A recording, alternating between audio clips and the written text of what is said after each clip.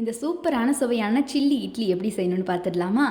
இங்கே பாருங்கள், முதல்ல இட்லியை வந்து நல்லா இந்த மாதிரி எடுத்து வச்சுக்கோங்க செஞ்சு. அதுக்கப்புறமா இப்படி பன்னீர் ஷேப்பில் நல்லா கட் பண்ணிக்கோங்க. பன்னீர் ஷேப்பில் கட் பண்ணாலும் சரி, நல்லா சின்னதும் இல்லாமல் பெருசும் இல்லாமல் மீடியமாக கட் பண்ணாலும் சரி.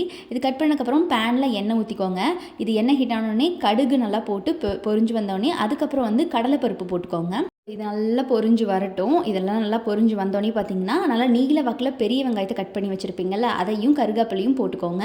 போட்டு அந்த எண்ணெயிலே மிதக்க வேக வைங்க. நல்லா ஒரு மாதிரி கோல்டன் ப்ரௌன் கலரில் வர வரைக்கும் வதக்கி விடுங்க. நல்லா பச்சை வாசம்லாம் போகட்டும், நல்லா வதக்கிக்கோங்க. இது வெந்து வரணும்.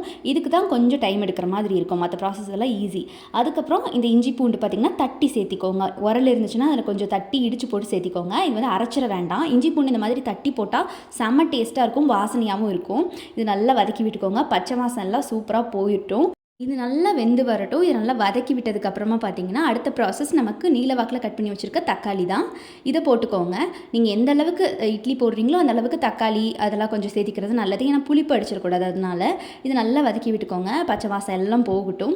ஸோ இப்போ பார்த்தீங்கன்னா அந்த பூண்டு இஞ்சியும் சேர்ந்து இந்த தக்காளிலையும் வெங்காயத்துலையும் இறங்கியிருக்கும். நல்லா வதக்கிக்கோங்க. ஸோ இதுக்கு பார்த்தீங்கன்னா நீங்கள் இந்த காஷ்மீரி சில்லின்னு சொல்லுவாங்கள்ல, அது அரைச்சி கூட சேர்த்திக்கலாம். அதாவது இந்த தக்காளி கூட 2 காஷ்மீரி சில்லி அரைச்சி கூட சேர்த்திக்கலாம். அது பார்த்திங்கன்னா இன்னும் கலர் கொடுக்கும் நம்மளோட டிஷ்க்கு. நாங்கள் இங்கே சேர்த்துல, வேணுங்கிறவங்க சேர்த்திக்கோங்க, ஆப்ஷனல் தான்.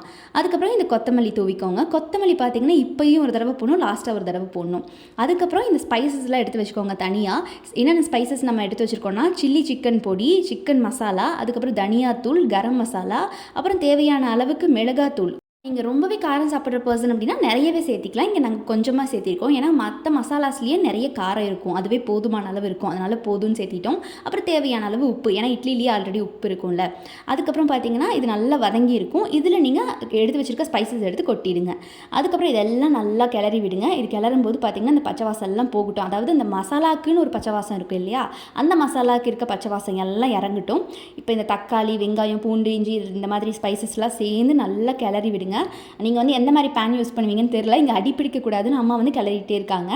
அதுக்கப்புறம் பார்த்தீங்கன்னா எண்ணெய் அதிகமாக வேணும் அப்படின்னாலும் தாராளமாக ஊற்றிக்கோங்க. இங்கே நாங்கள் எண்ணெய் ஒரு அளவுக்கு தான் சேர்த்திருக்கோம். ஸோ அதனால் எண்ணெய் நிறையவே ஊற்றிக்கோங்க.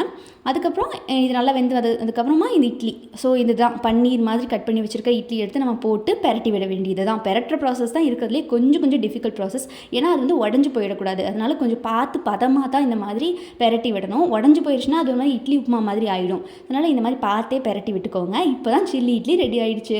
ஃபினிஷிங் டச் கொடுக்குற மாதிரி கொத்தமல்லி இலையை மறுபடியும் தூவி விட்டுட்டா முடிஞ்சுது. நம்மளோட சூப்பரான சுவையான சில்லி இட்லி ரெடி ஆகிடுச்சு. இது கடையிலலாம் கிடைக்குதா இல்லையான்னு எங்களுக்கு தெரியாது. பட் நாங்கள் கடையில் வாங்கின ஞாபகம் கூட இல்லை. ஸோ அதனால் வீட்லேயே எங்கள் அம்மா இதை ப்ரிப்பேர் பண்ணி இட்லியை பிடிக்க வச்சுட்டாங்க எனக்கும் அப்பாவுக்கும். மறக்காமல் இதை ட்ரை பண்ணி பார்த்துட்டு எப்படி இருந்துச்சுன்னு என்கிட்ட சொல்லுங்கள்.